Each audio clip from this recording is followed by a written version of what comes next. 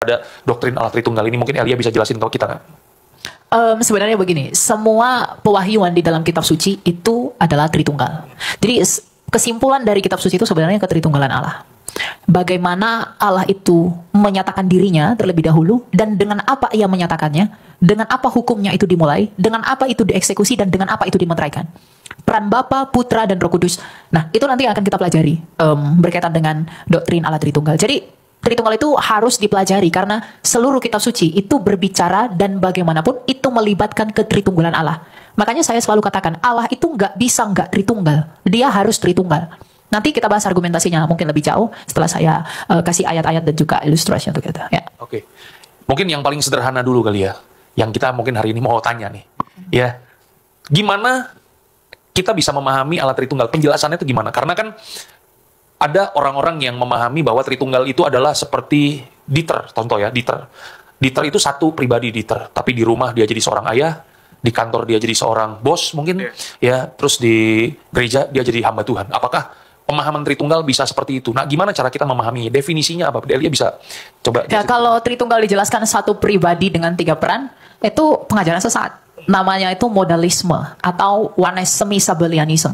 Nah, jadi kalau dikatakan Tritunggal itu seperti misalnya Elia di sini jadi pengajar, di sekolah jadi pelajar, di rumah jadi anak. Satu pribadi hanya saja 3 peran. Kalau satu pribadi saya dengan 3 peran, bisakah kepelajaran saya berkomunikasi dengan keanakan saya dalam waktu yang bersamaan? Pasti nggak bisa.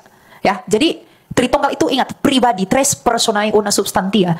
3 pribadi di dalam satu hakikat, bukan satu pribadi di dalam 3 peran.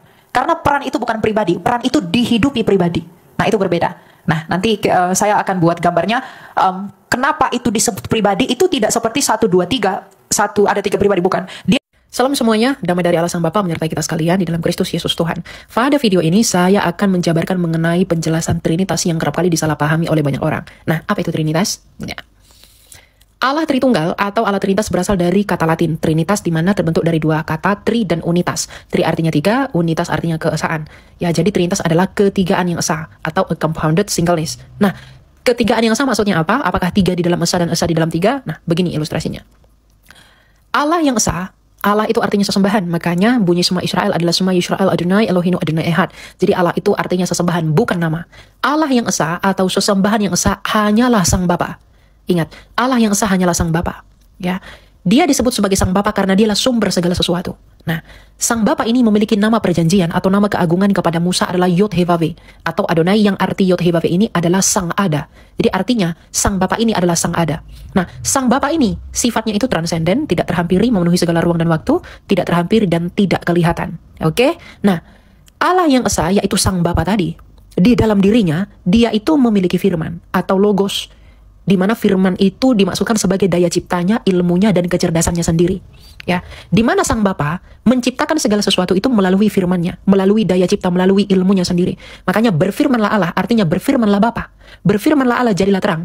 Artinya Bapa menjadikan terang menggunakan firman-Nya, karena berfirman adalah kata kerja, sedangkan kata bendanya adalah firman. Ya, jadi Sang Bapa di dalam dirinya dia memiliki firman atau logos, dan logos itu disebut sebagai Sang Anak. Yohanes 1 ayat 3. Selain memiliki firman atau kecerdasan, Sang Bapa juga memiliki roh, yang oleh roh itu dia menghidupi segala sesuatu, itulah Roh Kudus. Jadi Roh Kudus itu adalah hidupnya atau hayatnya, menurut Ayub 33 ayat 4. Jadi, Sang Bapa dengan anak atau firman-Nya sendiri, dan Roh Kudus, itulah Tritunggal atau Allah yang esa. Jadi, Tritunggal itu tidak pernah berbicara tentang berapa Allah, melainkan berbicara tentang bagaimana Allah yang esa itu. Seperti apakah Allah yang esa itu? Oh, ternyata Allah yang esa itu adalah Sang Bapa yang memiliki kecerdasan atau firman, yang olehnya segala sesuatu diciptakan, dan memiliki roh yang oleh rohnya dia menghidupi segala sesuatu. Ya, jadi itulah Tritunggal. Nah, mengenai Yesus, Yesus adalah firman Allah yang menjadi manusia, Yohanes 1 ayat 14. Berinkarnasi, jadi firman Allah yang menjadi daging. Inkarnasi itu berasal dari Yunani inkarne, in di dalam daging, karne itu, in itu di dalam, karne itu adalah daging. Karnivora itu pemakan daging, jadi inkarne itu di dalam daging. Nah, diberi nama Yesus atau Yehoshua, di mana arti nama Yesus ini berasal dari 2 kata Ibrani, yaitu Yod-Heh-Vaveh, ya, artinya Bapa tadi, dan Yasha, artinya keselamatan. Jadi, arti nama Yesus adalah Allah lah keselamatanku. Yesus yang adalah firman Allah yang menjadi manusia ini tentu di dalam dirinya dia memiliki 2 kodrat. Yang pertama dia adalah Allah karena dia keluar dari Allah Sang Bapa. Dan dia adalah manusia karena dia menambahkan kodrat kemanusiaan atau daging. Dan yang mati di kayu salib adalah kemanusiaannya, bukan kealahannya. Jadi hal ini sekaligus menjawab bahwa Tuhan atau Allah tidak pernah mati, tapi yang mati adalah kemanusiaannya. Nah, pertanyaan simpel yang sering diajukan, lalu kenapa Yesus tidak menyembah Bapa saja? Kenapa harus menyembah Yesus yang adalah firman-Nya Bapa? Kalau keimanan lain itu mengenal Tuhan mereka melalui firman Allah yang menjadi buku atau kitab, maka apa salahnya kita mengenal Sang Bapa melalui firman yang menjadi manusia? Iman lain tidak mungkin mengenal Tuhan mereka tanpa kitab suci mereka yang adalah firman yang menjadi manusia, firman yang menjadi buku. Maka kita pun sebagai orang Kristen mustahil mengenal Sang Bapa yang tak terhampiri dan tidak kelihatan dan transenden tanpa mengenal firman-Nya yang menjadi manusia. Tanpa melalui Yesus yang adalah firman-Nya Bapa.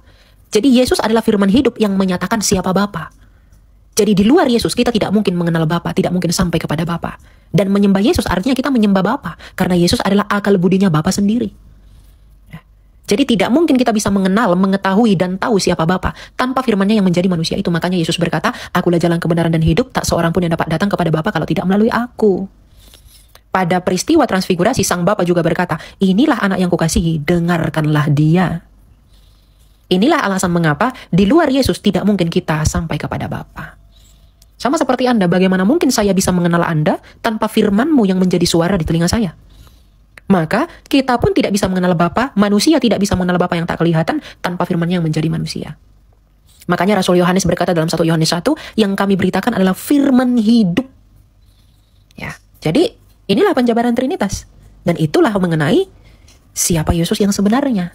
Ya, jadi tuduhan-tuduhan yang mengatakan kita sembah 3 Tuhan, banyak Tuhan, dan kita menuhankan manusia, itu tidak pernah terjadi. Itu hanyalah asumsi liar yang tidak bertanggung jawab, yang tidak pernah diimani kekristenan sejak semula.